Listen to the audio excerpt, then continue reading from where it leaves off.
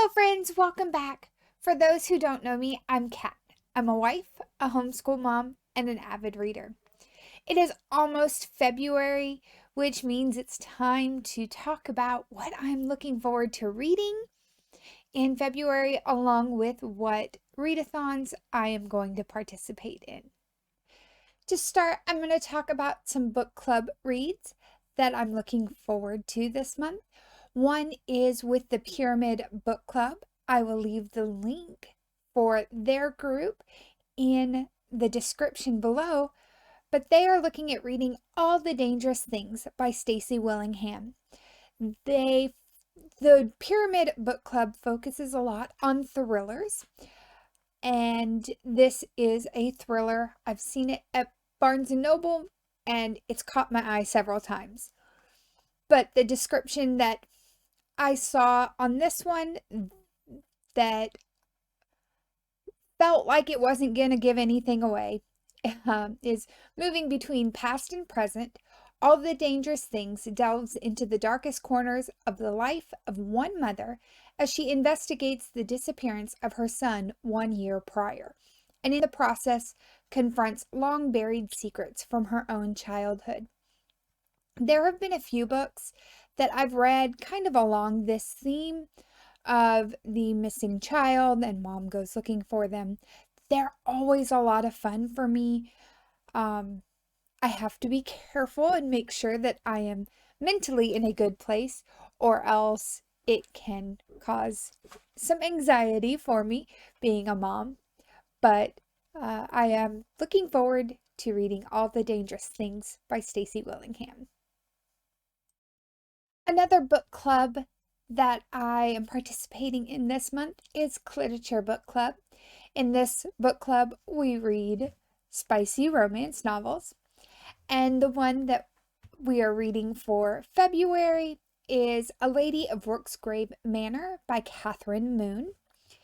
This one, the description says, on the brink of losing her position as a maid and with no prospects to go on, the offer of a place at Rooksgrave Manor, a house of ill and unusual repute, sounds like a perfect fit for a young woman with Esther's inclinations.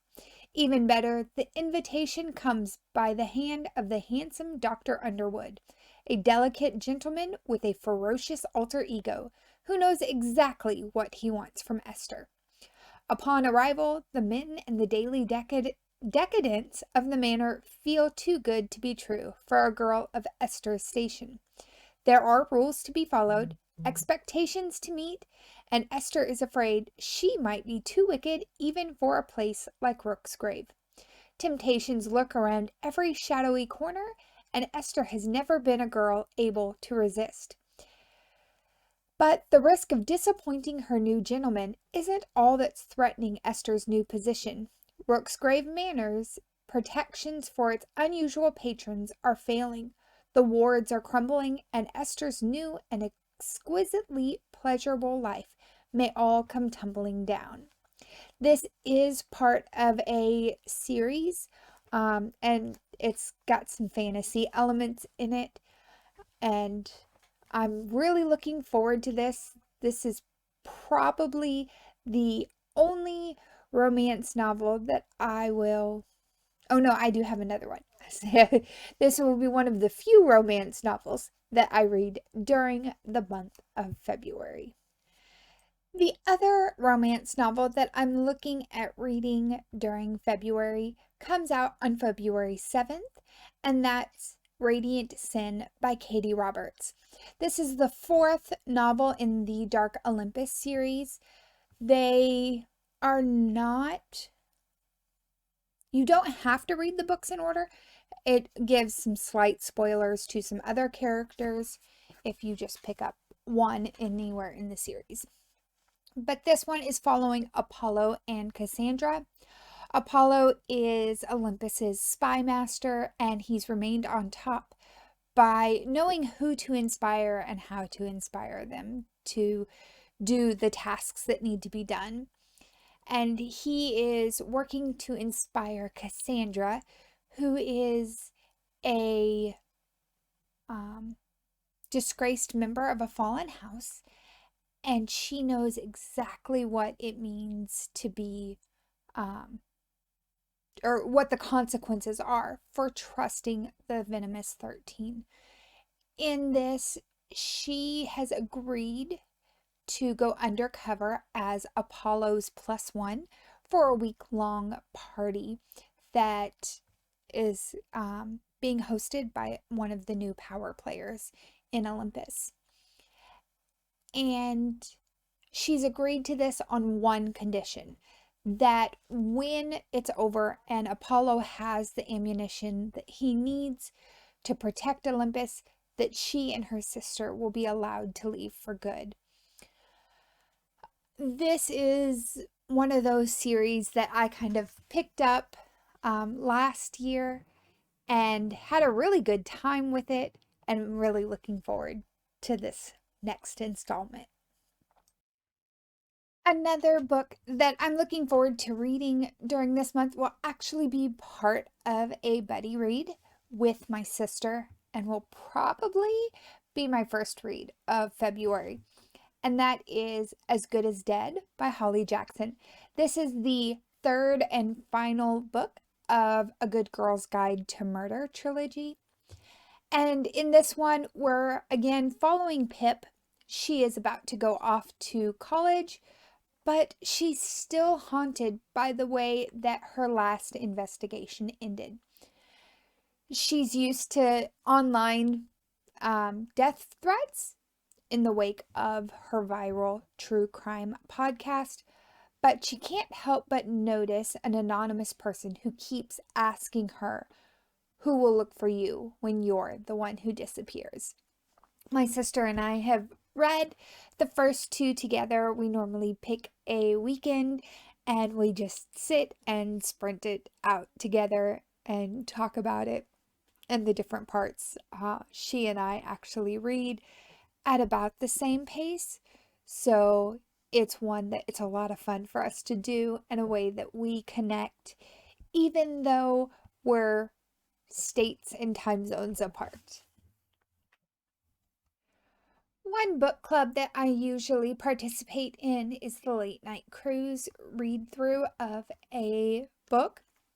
This month, they are not going to do a book because they are doing the 72-hour horror thriller readathon. During this readathon, there will be two wheels, a horror wheel and a thriller wheel. So I don't know exactly what I'm going to be reading the weekend of February 16th through this February 19th. I will depend on what prompts I end up with when I spin the wheel. I do have 3 books that I'm looking forward to reading through if I can get the prompts to fulfill these books, or if I can get these books to fulfill those prompts, but we'll have to see. The first one is a horror, and it's Nosferatu. In this, we have Victoria McQueen, who has an uncanny knack for finding things. A misplaced bracelet, a missing photograph, answers to unanswerable questions.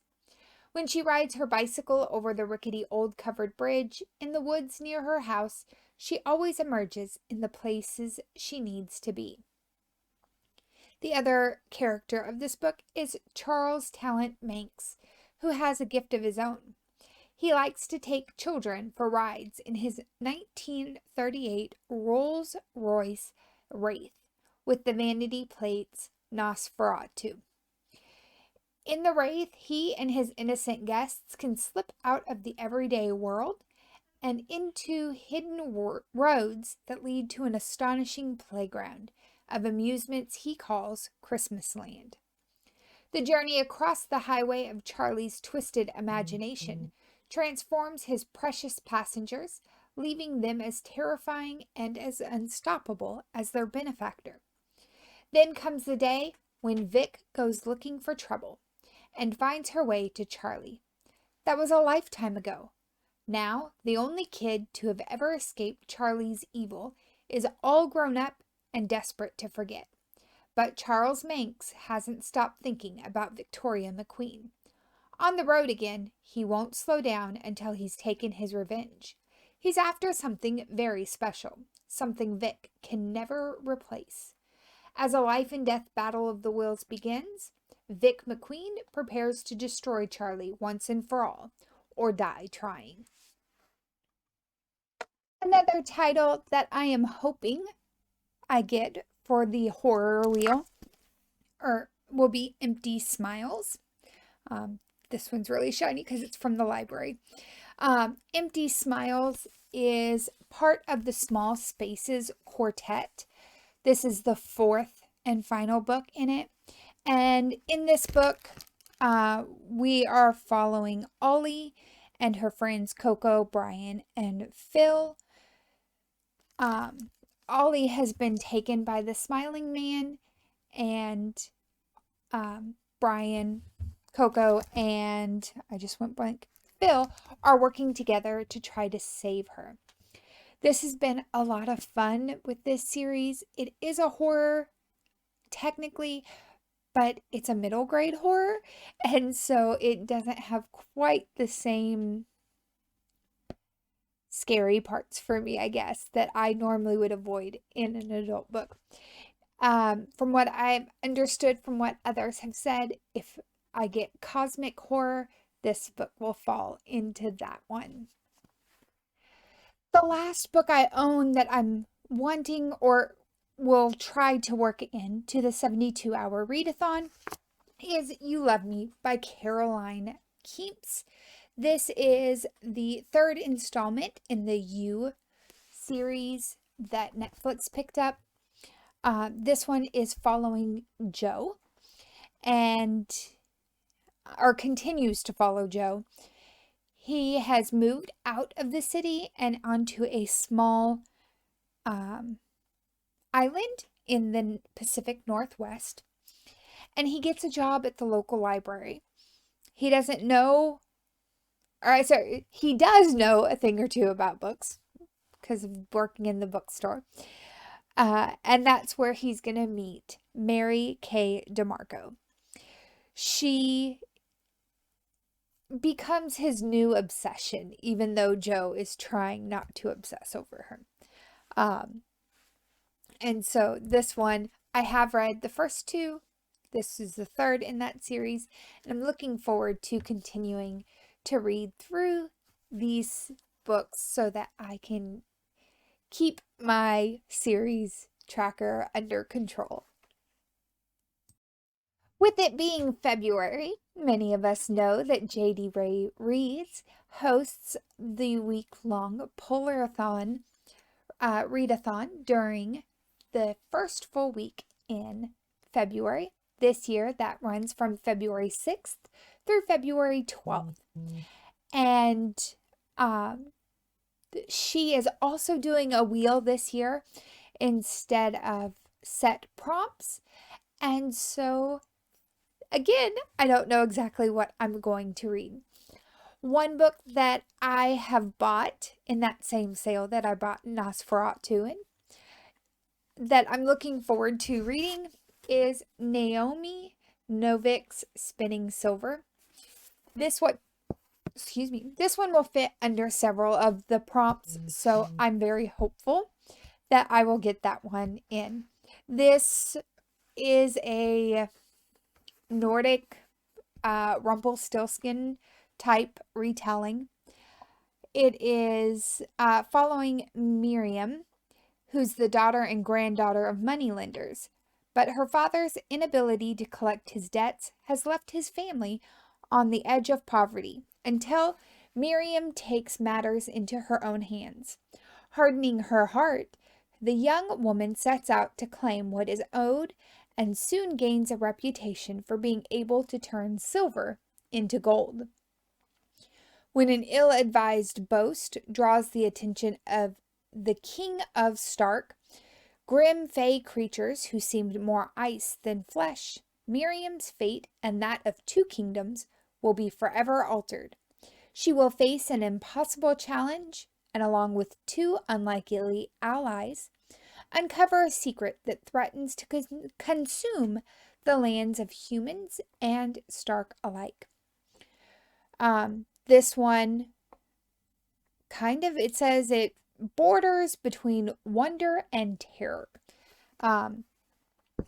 I've heard great things about Spinning Silver, and so I'm really looking forward to reading that during the first full week in February.